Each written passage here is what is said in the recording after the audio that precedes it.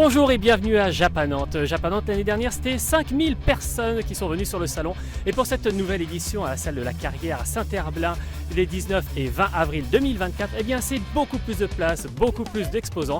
Et c'est ce que l'on va justement découvrir tous ensemble grâce à ce petit reportage que l'on vous a préparé avec amour sur NTV. Allez, c'est parti, on y va.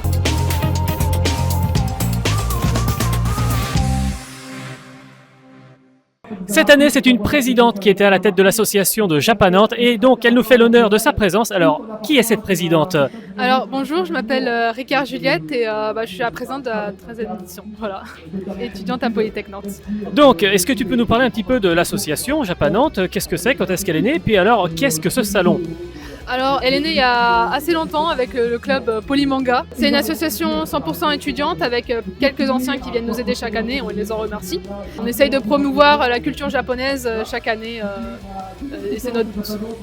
Et alors, quelles sont les nouveautés de ce salon pour cette année, pour cette édition de 2024? Alors pour cette édition 2024, on a rajouté 2 barnums, donc un qui se trouve en face de la salle et un sur le côté, en plus de celui de l'année dernière qui était derrière la salle.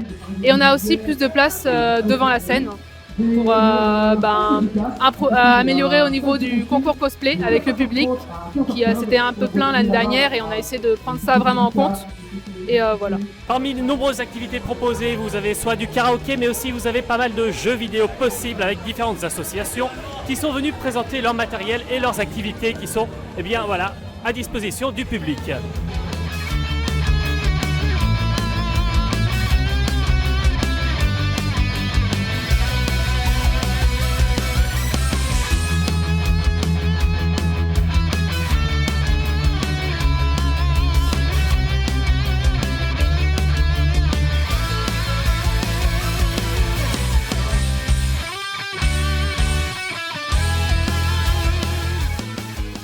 Pour cette nouvelle édition, les organisateurs de Japanante ont décidé de mettre les artistes sur 3 pôles différents. Et alors justement, on va aller voir une artiste en particulier qui, parmi les fanzinas, parmi les figurines, parmi tout l'artisanat qui est possible de voir et de découvrir sur ce salon, eh bien nous propose des chats patates. Suivez-moi. Ça y est, voilà, on est arrivé au stand des chats patates, non sans mal. Et alors, est-ce que tu peux nous en dire un petit peu plus justement? Bien sûr, déjà je vais commencer par me présenter. Moi c'est Jenna Duclos, je suis illustratrice depuis quelques années et je fais quelques stands. Et depuis 1 an, ça y est, ça fait c'est 1 an, les chats patates existent. Donc il y a plusieurs séries. Ici c'est la première série, donc les originaux. Tous mes chats sont faits à base d'aquarelle avec un line au crayon de couleur. Et en fait ce sont des chats un peu stupides et très colorés qui s'amusent à se cosplayer dans plein d'univers différents.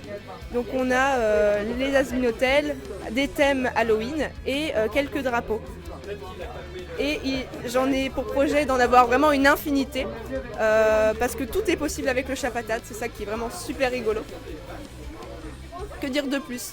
Moi je les adore et tout le monde les adore, donc tout le monde est content, c'est trop bien.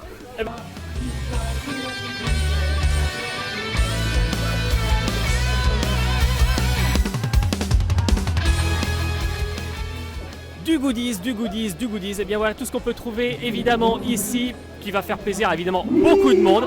Et alors, un joli stand avec beaucoup d'articles artisanaux et des petits chats porte-bonheur. Alors, est-ce que vous pourriez justement, madame, nous en dire un petit peu plus?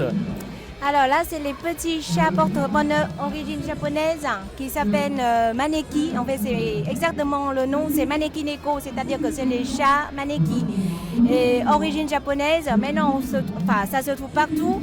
Mais en gros, c'est-à-dire que c'est les chats portent chance et bonheur au début. Après, en fait, avec les couleurs jaunes comme ça, si vous voulez, c'est après. Et ça, c'est en plus de bonheur et chance, c'est les couleurs qui portent de la fortune. C'est pour les gens qui travaillent dans le commerce ou qui veulent peut-être un jour gagner l'auto, par exemple, ils peuvent prendre ça. Après, on a le rouge, c'est pur pour le bonheur.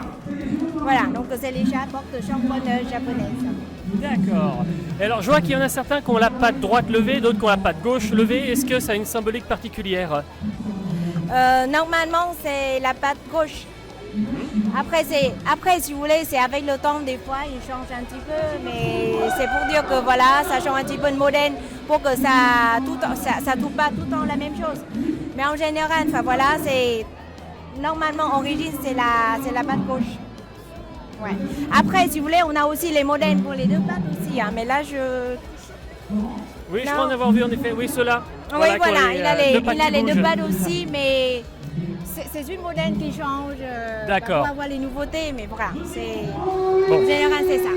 Donc pas d'inquiétude, dans tous les cas, ça porte bonheur. Ça Parfait. porte bonheur et chance, c'est surtout bonheur et chance. C'est surtout origine, c'est la chance. D'accord. Ouais.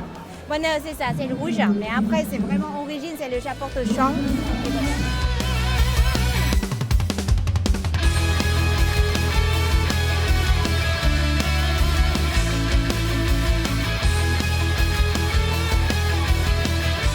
Que serait un salon sans son pôle restauration évidemment indispensable? Et à Japanante, eh bien justement, il y a toute une variété qui vous est proposée, qui est très grande et très variée, qui devrait ravir tous les palais les plus fins et les plus gourmands possibles. Qui sommes-nous? Romain, Alex, petit. Sort. Donc les Nantais, on est 4 associés, il y a aussi, on pense à nos copains Julien Boncy et Antoine Neveu. Les Nantais, c'est une guinguette de 3000 m2 au bord du lac que vous apercevez derrière de la carrière à Saint-Herblain, avec un comptoir pizza napolitaine, un comptoir burger, un nouveau comptoir barbecue corner, un double bar et puis une programmation culinaire qui alterne entre des gros temps forts comme aujourd'hui en partenariat avec l'équipe de Japanante, et donc on a appelé ça le Japanante Street Food Festival, et puis des temps forts un peu moins forts avec d'autres food trucks qu'on invite. On a à peu près 50 food trucks dans notre playlist 2024. On a pensé en fait les Nantais comme une guinguette street food qui tous les week-ends, toutes les semaines va changer et va avoir des thématiques différentes. Et va avoir la possibilité aussi de recevoir tout ce que le 44 fait d'intéressant en food, en drinks et les faire venir ici pour qu'ils puissent... Oui, bien sûr. Ah mince, comment est-ce qu'on va faire?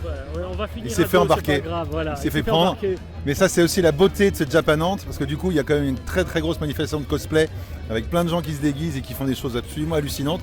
C'est vrai qu'aujourd'hui particulièrement, quand on se balade et qu'on voit dans tout le parc dans la carrière qui fait quand même 13 hectares, on voit des choses qui sont absolument géniales. Ils se déguisent et ils passent combien de temps? 1 an, 2 ans pour pouvoir faire des... en direct, excuse-moi je t'interromps, mais pour pouvoir faire des costumes en direct, et c'est assez dingo. C'était un vrai quoi.